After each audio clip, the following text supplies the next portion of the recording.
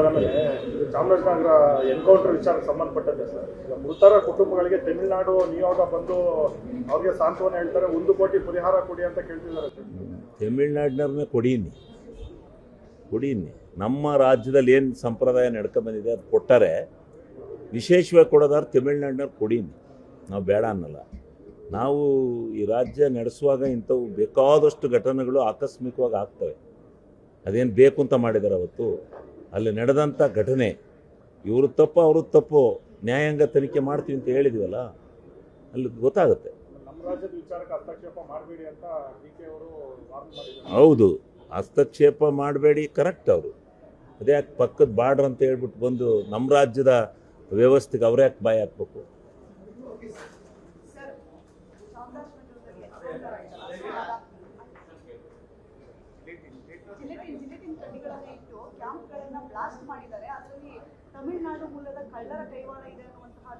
ಈಗ ನೋಡ್ರಿ, ಫಾರೆಸ್ಟಲ್ಲಿ ಗಡಿಗಳಲ್ಲಿ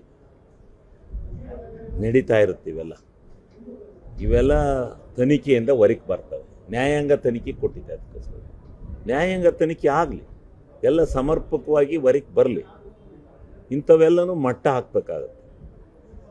ಗಡಿ ಬಾರ್ಡ್ರ್ಗಳಲ್ಲಿ, 2 ರಾಜ್ಯಗಳ ಗಡಿ ಬಾರ್ಡ್ರ್ಗಳಲ್ಲಿ, ಕಾಡಿನಲ್ಲಿ ಇಷ್ಟಿಷ್ಟು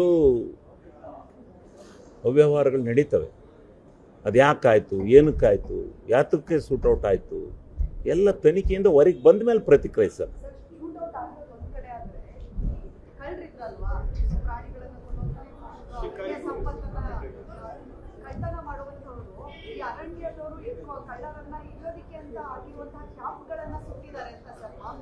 ಈಗ ಅದು ಮಾಹಿತಿ ಇಲ್ಲ,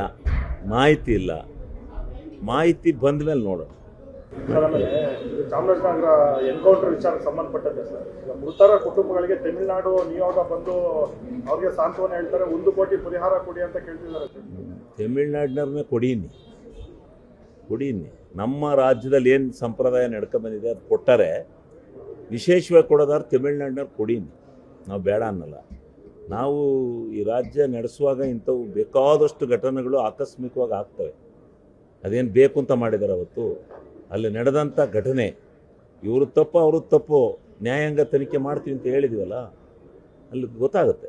ನಮ್ಮ ರಾಜ್ಯದ ವಿಚಾರಕ್ಕೆ ಹಸ್ತಕ್ಷೇಪ ಮಾಡಬೇಡಿ ಅಂತ ಡಿ.ಕೆ. ಅವರು ವಾರ್ನ್ ಮಾಡಿದ್ದಾರೆ. ಹೌದು, ಹಸ್ತಕ್ಷೇಪ ಮಾಡಬೇಡಿ, ಕರೆಕ್ಟ್. ಅವರು ಅದೇ ಯಾಕೆ ಪಕ್ಕದ ಬಾರ್ಡ್ರ್ ಅಂತ ಹೇಳ್ಬಿಟ್ಟು ಬಂದು ನಮ್ಮ ರಾಜ್ಯದ ವ್ಯವಸ್ಥೆಗೆ ಅವರೇ ಯಾಕೆ ಬಾಯಿ ಹಾಕ್ಬೇಕು?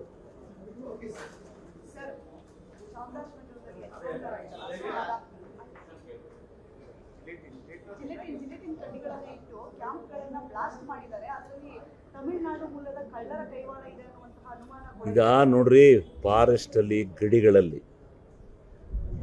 ನಡೀತಾ ಇರುತ್ತೆ ಇವೆಲ್ಲ ತನಿಖೆಯಿಂದ ಹೊರಗೆ ಬರ್ತವೆ.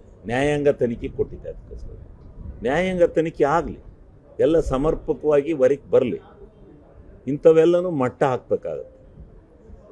ಗಡಿ ಬಾರ್ಡ್ರ್ಗಳಲ್ಲಿ, 2 ರಾಜ್ಯಗಳ ಗಡಿ ಬಾರ್ಡ್ರ್ಗಳಲ್ಲಿ, ಕಾಡಿನಲ್ಲಿ ಇಷ್ಟಿಷ್ಟು ಅವ್ಯವಹಾರಗಳು ನಡೀತವೆ. ಅದು ಯಾಕಾಯಿತು, ಏನಕ್ಕಾಯಿತು, ಯಾತಕ್ಕೆ ಸೂಟೌಟ್ ಆಯಿತು, ಎಲ್ಲ ತನಿಖೆಯಿಂದ ಹೊರಗೆ ಬಂದ ಮೇಲೆ ಪ್ರತಿಕ್ರಿಯಿಸ.